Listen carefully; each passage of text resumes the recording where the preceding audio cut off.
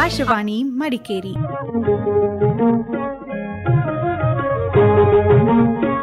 ಚಿಣ್ಣರ ಲೋಕ.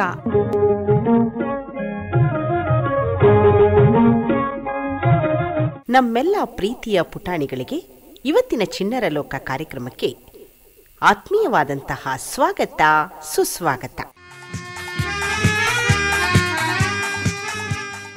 ಹೆಲೋ ಮಕ್ಕಳ, ಎಲ್ರಿಗೂ ನಮಸ್ಕಾರ. ಇಂದು ಮಡಿಕೇರಿಯ ಟಿ2ಸ್ ಫುಟ್‌ಪ್ರಿಂಟ್ ಪ್ರೀಸ್ಕೂಲ್ನ ಪುಟಾಣಿಗಳು ಪ್ರಸ್ತುತಪಡಿಸುವ ಇಂದಿನ ಚಿಣ್ಣರ ಲೋಕ ಕಾರ್ಯಕ್ರಮಕ್ಕೆ ಪ್ರೀತಿಯ ಸ್ವಾಗತ, ಸುಸ್ವಾಗತ. ಪ್ರತಿಯೊಬ್ಬ ವಿದ್ಯಾರ್ಥಿಯಲ್ಲಿಯೂ ಒಂದಲ್ಲ ಒಂದು ತೆರನಾದ ಪ್ರತಿಭೆ ಇರುತ್ತದೆ. ಅದಕ್ಕೆ ಸೂಕ್ತವಾದ ವೇದಿಕೆ ಮತ್ತು ಅವಕಾಶಗಳು ದೊರೆತಾಗ ಪ್ರತಿಭೆ ಕಲ್ಪವೃಕ್ಷವಾಗಿ ಮುಂದೆ ಉತ್ತಮ ಫಲ ನೀಡುತ್ತದೆ, ಎಲ್ಲರಿಗೂ ಹಿತವಾಗುತ್ತದೆ. ಆ ಕಾರಣಕ್ಕಾಗಿ ವಿದ್ಯಾರ್ಥಿಗಳಲ್ಲಿರುವ ಪ್ರತಿಭೆಯನ್ನು ಗುರುತಿಸುವ ಕಾರ್ಯವನ್ನು ಪ್ರತಿಯೊಬ್ಬರೂ ಮಾಡಬೇಕು. ಈಗ ನಮ್ಮ ಪುಟಾಣಿಗಳು ಪ್ರಸ್ತುತಪಡಿಸುವ ಕಾರ್ಯಕ್ರಮಕ್ಕೆ ಕೇಳುಗರಾಗೋಣ. ಎಲ್ಲ ಕಾರ್ಯಗಳು ಭಗವಂತನ ಕೃಪೆಯಿಂದ ಸಾಂಗವಾಗಿ ನೆರವೇರುತ್ತದೆ ಎನ್ನುವುದು ನಮ್ಮ ನಂಬಿಕೆ. ಈಗ ದೇವರ ಪ್ರಾರ್ಥನೆಯೊಂದಿಗೆ ನಮ್ಮ ಕಾರ್ಯಕ್ರಮವನ್ನು ಶುಭಾರಂಭಗೊಳಿಸೋಣ. ವಿದ್ಯಾದೇವತೆ ಶಾರದೆಯಲ್ಲಿ ಪ್ರಾರ್ಥಿಸಿ ನಮ್ಮ ಕಾರ್ಯಕ್ರಮವನ್ನು ಆರಂಭಿಸುತ್ತಿದ್ದೇವೆ.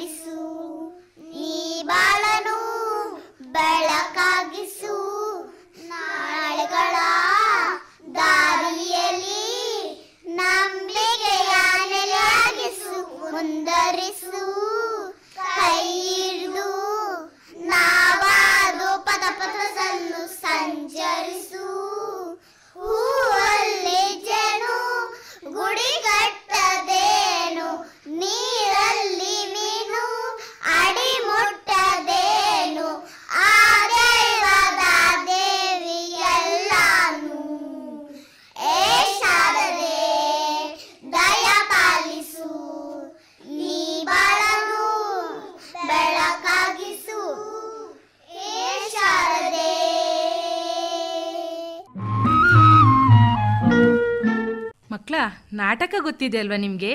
ನಾಟಕಕ್ಕೆ ನಮ್ಮಲ್ಲಿ ಪ್ರಮುಖ ಸ್ಥಾನ ಇದೆ. ಎಲ್ಲ ಅನುಭವಗಳನ್ನು ನೀಡುವ ಕಲೆ ನಾಟಕ. ದೃಶ್ಯ ಮಾಧ್ಯಮವಾಗಿ ಎಲ್ಲರಿಗೂ ತಲುಪುವ ಅವಕಾಶ ನಾಟಕದಲ್ಲಿ ಸಾಧ್ಯ. ಈಗ ನಮ್ಮ ಕೇಳುಗರಿಗಾಗಿ ನಮ್ಮ ಪುಟಾಣಿಗಳು ಒಂದು ಕಿರು ನಾಟಕವನ್ನು ನಡೆಸಿಕೊಡಲಿದ್ದಾರೆ. ಈ ಕಿರು ನಾಟಕದ ರಚನೆ ಲಿವ್ಯಾ ಕುಕ್ಕುನ್ನೂರು. ಮೀನುಗಾರ ಸಮುದ್ರಕ್ಕೆ ಹೋಗಿ ಮೀನು ಹಿಡಿದು ತಂದು ಸ್ವಲ್ಪ ತನಗೆ ಮೀಸಲಿಟ್ಟು ಉಳಿದುದನ್ನು ಮಾರಿ ಅಕ್ಕಿ, ಬೇಳೆ, ತರಕಾರಿಗಳನ್ನು ಮನೆಗೆ ದಿನಾ ಕೊಂಡು ಬರುತ್ತಿದ್ದನು.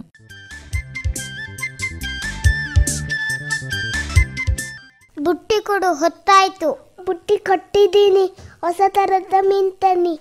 ಅದಿ ಮತ್ತಿ ಮಂಗೋಡಿ ತಿಂದು ಬೇಜಾರು.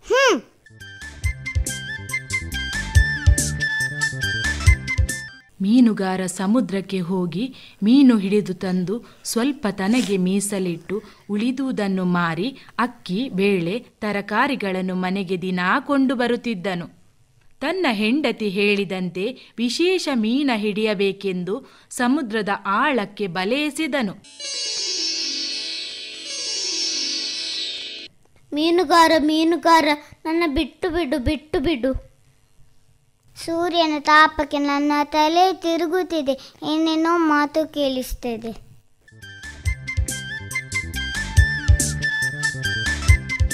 ಮೀನುಗಾರ, ಮೀನುಗಾರ, ನನ್ನ ಬಿಟ್ಟು ಬಿಡು. ಮೀನುಗಾರ ಗಾಬರಿಯಿಂದ ಬಲೆಯನ್ನು ಎಳೆದು ದೋಣಿಗೆ ಮೀನುಗಳನ್ನು ಹಾಕಿದ.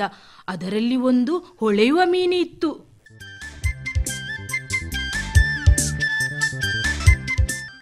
ಮೂರ್ಖ ಮೀನುಗಾರ, ನಾನೇ ಮಾತಾಡಿದ್ದು. ನನ್ನ ಮತ್ತೆ ಸಮುದ್ರಕ್ಕೆ ಎಸೆಸಿ.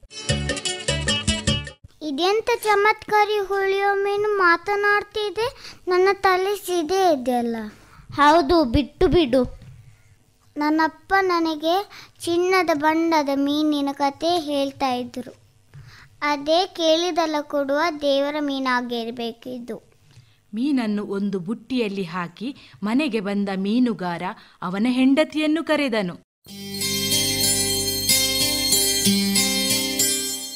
ಬಾ, ಒಂದು ವರ ಕೊಡುವ ಮೀನ್ ತತ್ತಿದ್ ಬಾ. ಬೇಕಾ? ಬಾ. ಎಲ್ಲಿದೆ? ಅದು ಮಾತನಾಡ್ತಿದೆ.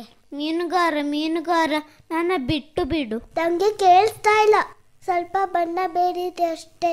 ಮೀನುಗಾರ, ನನ್ನ ಮಾತು ನಿನಗೆ ಮಾತ್ರ ಕೇಳಿಸ್ತದೆ. ಇದು ದೇವರ ಮೀನಲ್ಲಿ ಯಾವುದೋ ಪಿಶಾಚಿ ಇರಬೇಕು.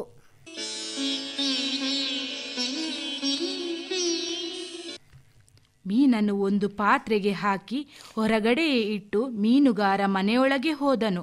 ಭೀಕರ ಮಳೆ ಬಂದು ಪಾತ್ರೆ ತುಂಬಿ ಉಕ್ಕಿ ಹರಿವ ನೀರಿನೊಂದಿಗೆ ಮೀನು ಸಮುದ್ರ ಸೇರಿತು. ಮೀನುಗಾರ ಬೆಳಿಗ್ಗೆ ನೋಡುವಾಗ ಪಾತ್ರೆಯಲ್ಲಿ ಮೀನು ಇರಲಿಲ್ಲ. ವಿಚಿತ್ರ ಮೀನು ಎಂದುಕೊಂಡು ಸುಮ್ಮನಾದ. ಬಹಳ ವರ್ಷಗಳು ಕಳೆದವು. ಮೀನುಗಾರನ ಸಂಸಾರ ದೊಡ್ಡದಾಯಿತು. ಮನೆ ತುಂಬ ಮಕ್ಕಳು. ಮೀನುಗಾರ ದಿನಾ ಸಮುದ್ರದ ಆಳಕ್ಕೆ ಹೋಗಿ ಮೀನು ಹಿಡಿಯಬೇಕಾಗಿತ್ತು. ಹೀಗೆ ಒಂದು ದಿನ ಸಮುದ್ರದ ಆಳದಲ್ಲಿ ಒಂದು ಭೀಕರ ಸುನಾಮಿ ಎದ್ದಿತು. ಮೀನುಗಾರನ ಕಣ್ಣ ಮುಂದೆ ಹಲವು ಹಡಗುಗಳು ಸೀಳಿ ಮುಳುಗಿ ಹೋಗುತ್ತಿದ್ದವು. ಅದನ್ನು ನೋಡಿದ ಮೀನುಗಾರ, ದೇವರೇ ನನ್ನ ಕಾಪಾಡು ಎಂದು ಮೂರ್ಛೆ ಹೋದ. ಕಣ್ಣು ತೆರೆದು ನೋಡಿದರೆ ಒಂದು ದೊಡ್ಡ ಹೊಳೆಯುವ ಬೆಟ್ಟ.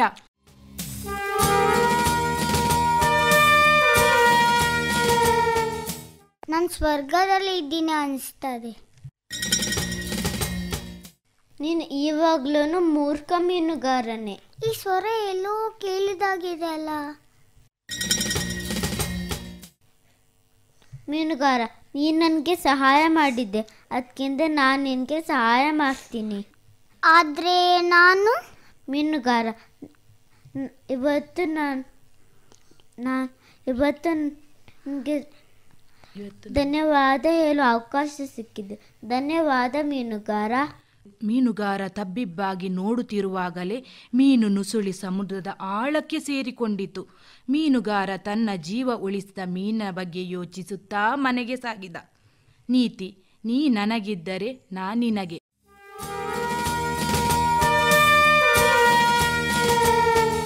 ನೀತಿ: ನೀ ನನಗಿದ್ದರೆ ನಾ ನಿನಗೆ.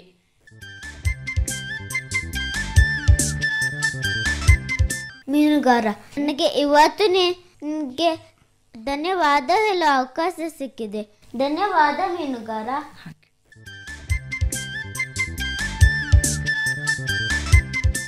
ಮನುಷ್ಯನ ಮಾತು ವ್ಯಕ್ತಿತ್ವದ ಪ್ರತೀಕ. ವಿಚಾರವಿದ್ದರೆ ಮಾತಿಗೆ ಬೆಲೆ, ಬದುಕಿಗೆ ನೆಲೆ. ನಮ್ಮನ್ನು ಬೆಳೆಸುವುದು ಉನ್ನತ ವಿಚಾರಗಳು. ಈಗ ಶಿಕ್ಷಣ. ಈ ವಿಷಯದ ಕುರಿತು ಕಿರು ಭಾಷಣ ನಮ್ಮ ಪುಟಾಣಿ ಮಾನ್ವಿ ಇವರಿಂದ. ಶಿಕ್ಷಣವು ವ್ಯಕ್ತಿಯ ಯಶಸ್ಸಿನ ಪ್ರಮುಖ ಅಂಶಗಳಲ್ಲಿ ಒಂದಾಗಿದೆ. ಇದು ಒಬ್ಬನ ಜೀವನವನ್ನು ಸರಿಯಾದ ದಿಕ್ಕಿನಲ್ಲಿ ರೂಪಿಸುವ ಸಾಮರ್ಥ್ಯ ಆಗಿದೆ. ಶಿಕ್ಷಣವು ಜ್ಞಾನವನ್ನು ನೀಡುವ ಅಥವಾ ಪಡೆದುಕೊಳ್ಳುವ ಪ್ರಕ್ರಿಯೆಯಾಗಿದೆ. ಇದು ಸಾಮಾಜಿಕ ಒಗ್ಗಟ್ಟು ಮತ್ತು ರಾಷ್ಟ್ರೀಯ ಗುರುತನ್ನು ಬೆಳೆಸಲು ಒಂದು ಸಮಗ್ರ ಶಕ್ತಿಯಾಗಿದೆ.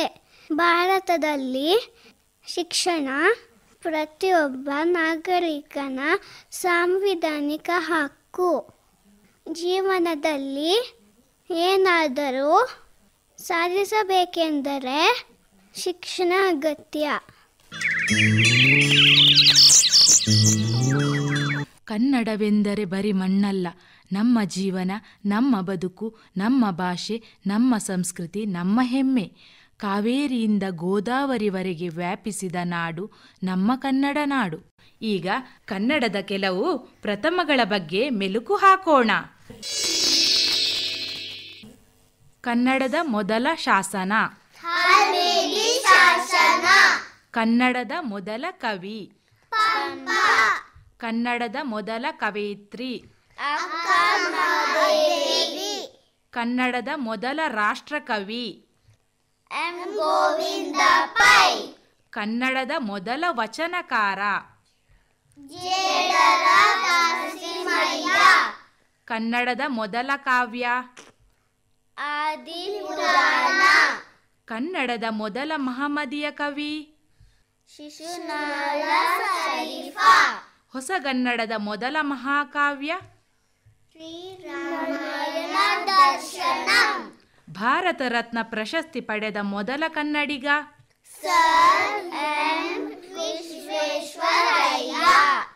ಕರ್ನಾಟಕ ರತ್ನ ಪ್ರಶಸ್ತಿ ಪಡೆದ ಮೊದಲ ಕವಿ. ಹಾಡಿಗೆ ತಲೆದೂಗದವರು, ತಮ್ಮನ್ನು ಮರೆಯದವರು ಯಾರೂ ಇಲ್ಲ. ಮನಸ್ಸಿಗೆ ಮುದ ನೀಡುವ ಹಾಡು ಎಲ್ಲರಿಗೂ ಆಪ್ತ. ಈಗ ಒಂದು ಸುಂದರವಾದ ಜನಪದ ಗೀತೆ.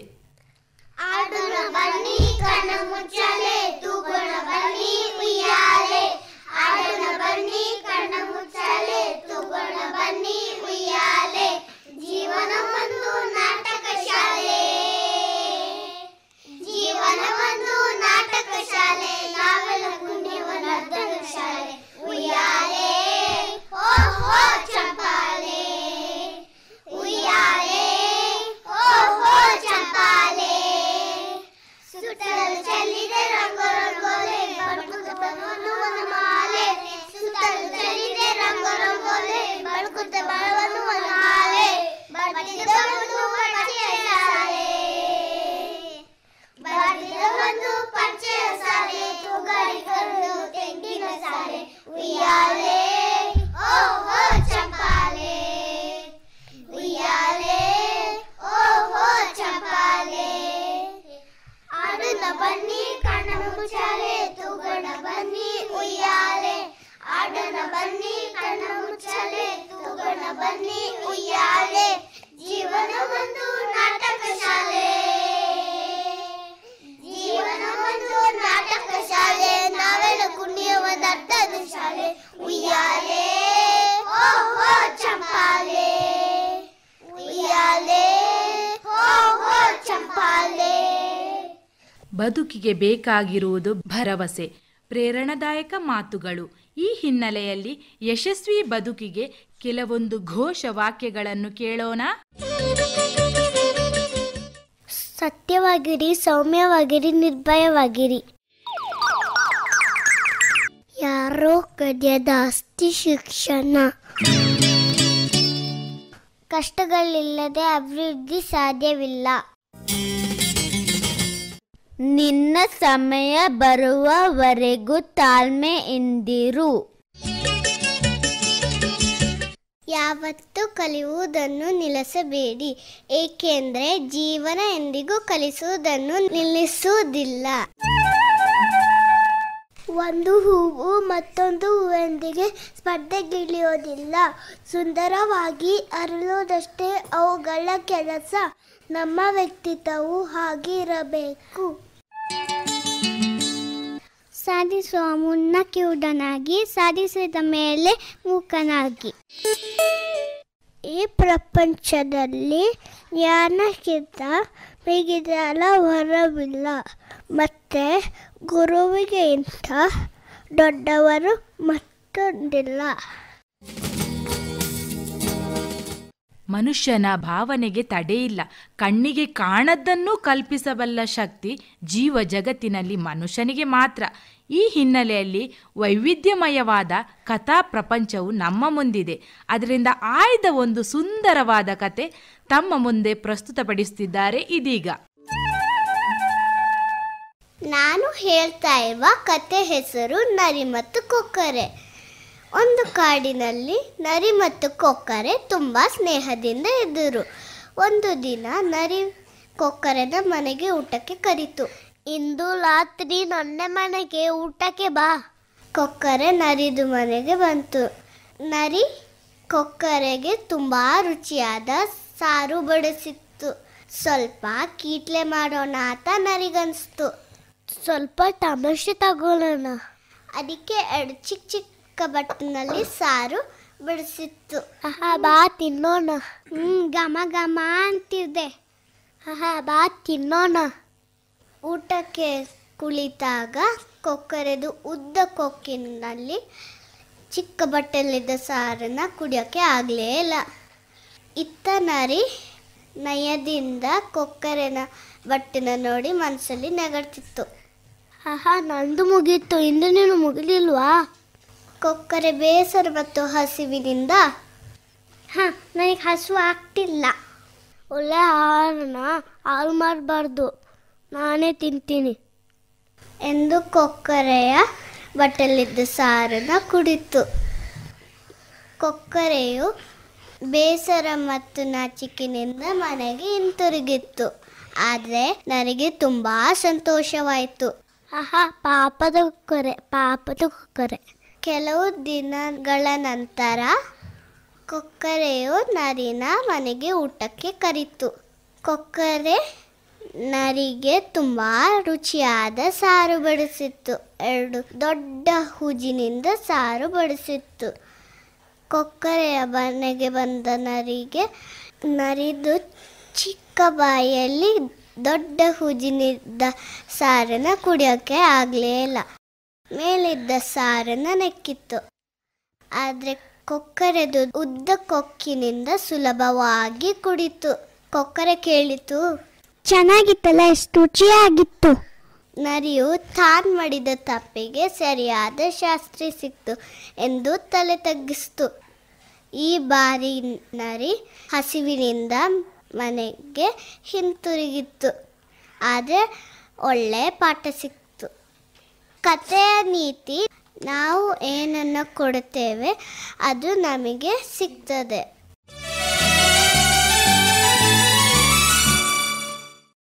ದೇಶಭಕ್ತಿ ಗೀತೆ ದೇಶದ ಏಕತೆಯನ್ನು, ಸಮಗ್ರತೆಯನ್ನು ಸಾರಿ ದೇಶಾಭಿಮಾನ ಬೆಳೆಸುತ್ತವೆ. ಹಾಗೆ ಈ ನೆಲ, ಜಲ, ಮನಗಳಲ್ಲಿ ಅಭಿಮಾನ ಮೂಡಿಸುವಲ್ಲಿ ಕಾರಣವಾಗುತ್ತವೆ. ಈಗ ಅಂತಹ ದೇಶಭಕ್ತಿ ಗೀತೆಯನ್ನು ನಮ್ಮ ಪುಟಾಣಿ ಕ್ರಿಸ್ ಇಜಿಕಲ್ ಕಿಂಗ್ ಇವರಿಂದ.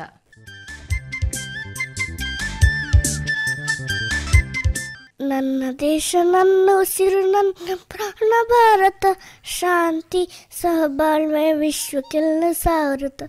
ನನ್ನ ದೇಶ, ನನ್ನ ಉಸಿರು, ನನ್ನ ಪ್ರಾಣ ಭಾರತ, ಶಾಂತಿ ಸಹಬಾಳ್ವೆ ವಿಶ್ವಕ್ಕೆಲ್ಲ ಸಾರುತ್ತ.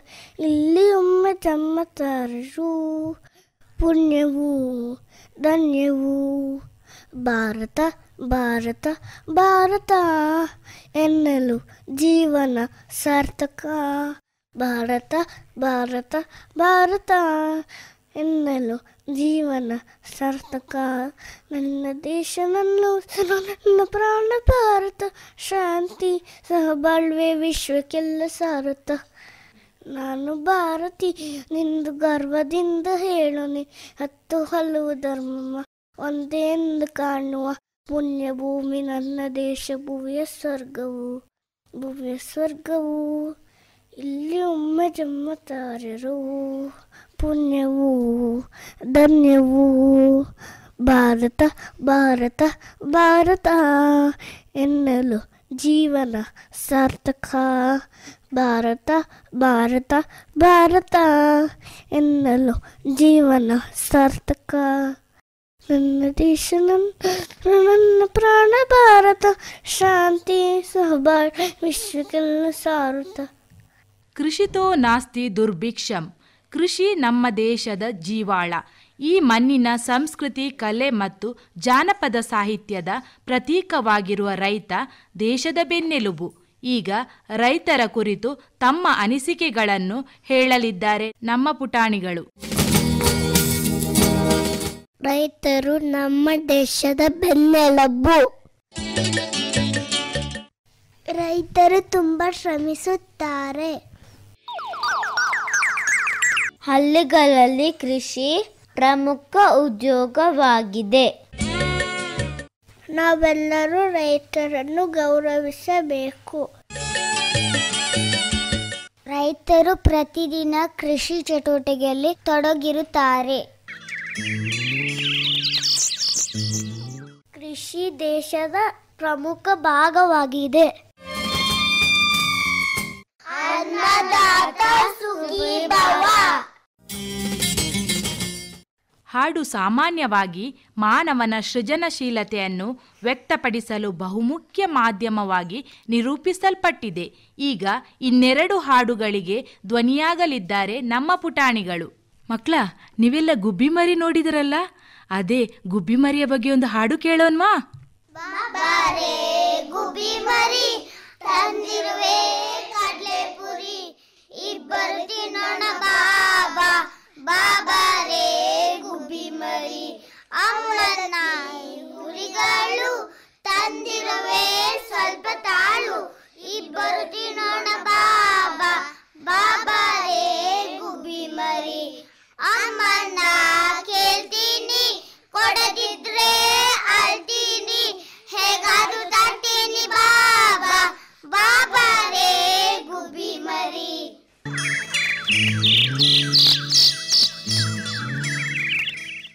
ವಾರದಲ್ಲಿ ಎಷ್ಟು ದಿನ ಇರುತ್ತಾ ಮಕ್ಕಳ? 7 ದಿನ ಅಲ್ವಾ? ಹಾಗೆ ಅದರ ಬಗ್ಗೆ ಒಂದು ಹಾಡು ಕೇಳ್ಕೊಂಡು ಬರೋಣ ನಾವೀಗ. ವಾರಕ್ಕೆ 7 ದಿನ, ಆದಿತ್ಯವಾರ ರಜದಿನ, ಸೋಮವಾರ ಚಿನ್ಯ ಕೋಲು, ಮಂಗಳವಾರ ವಾಲಿಬಾಲು, ಭೇಟಿಯ ಆಟನು ಬುಧವಾರ, ಕರಡಿಯ ಮನೆಯಲ್ಲಿ ಗುರುವಾರ, ಶುಕ್ರವಾರಕ್ಕೆ ಬುಗುರಿಯ ಚೆಂಡು, ಶನಿವಾರಕ್ಕೆ ಕ್ರಿಕೆಟ್ ದಾಂಡು. ವಾರಕ್ಕೆ 7 ದಿನ, ಆಟಕ್ಕೆ ಸಾಲದು ರಜದ ದಿನ. ಇಷ್ಟು ಹೊತ್ತು ನಮ್ಮ ಕಾರ್ಯಕ್ರಮವನ್ನು ಆಲಿಸಿದ ಎಲ್ಲ ಕೇಳುಗರಿಗೆ ನಮ್ಮ ಧನ್ಯವಾದಗಳು.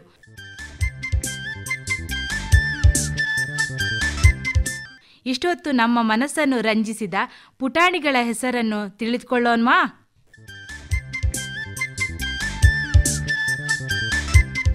ಹಿತಾಶ್ರೀ P V, Savin Karumbaiah B B, Laveesh Rai, Shreshta Rai S, Manvi C Ravichandra, Trishika V, Sharvi Prasanna, Chris Ezekiel King, Kushali T H, Shreyan Muthanna, Rachel Deona Vegas, Vishali Thangamma. ಕಾರ್ಯಕ್ರಮ ಸಂಯೋಜನೆಯಲ್ಲಿ ನೆರವಾದ ನಮ್ಮ ಪ್ರೀತಿಯ ಮುಖ್ಯ ಶಿಕ್ಷಕಿ ಮೆಲೋಡಿ ಡಿಸಿಲ್ವಾ ಮತ್ತು ನಿರೂಪಣೆ ಮಾಡಿದ ನಾನು ಸಹ ಶಿಕ್ಷಕಿ ಪೂಜಾ ಶೆಟ್ಟಿ. ಮತ್ತೆ ಅವಕಾಶ ನೀಡಿದ ಪ್ರೀತಿಯ ಮಡಿಕೇರಿ ಆಕಾಶವಾಣಿ ಕೇಂದ್ರಕ್ಕೆ ನಮ್ಮ ಧನ್ಯವಾದಗಳು. ಪ್ರೀತಿಯ ಮಕ್ಕಳೇ, ಇಷ್ಟು ಹೊತ್ತು ಪುಟಾಣಿಗಳು ನಡೆಸಿಕೊಟ್ಟಂತಹ ಕಾರ್ಯಕ್ರಮವನ್ನು ಕೇಳಿದ್ರಿ. ಈಗ ಒಂದು ಶಿಶುಗೀತೆ.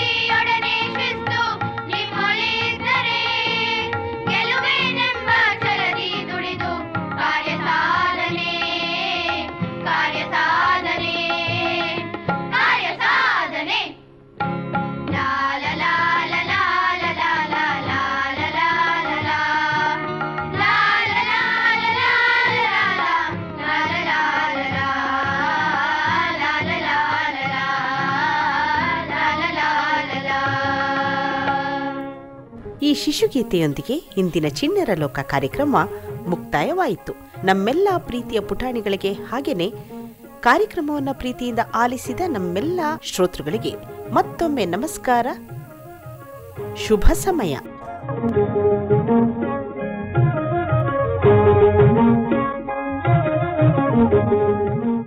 ಚಿಣ್ಣರ ಲೋಕ ಪ್ರಸಾರವಾಯಿತು.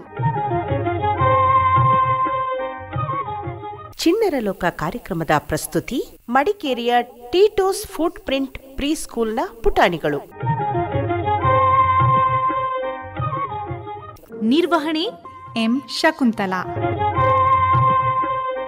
ಕಾರ್ಯಕ್ರಮ ಆಕಾಶವಾಣಿ ಮಡಿಕೇರಿ ಕೇಂದ್ರದಿಂದ ಮೂಡಿಬಂತು.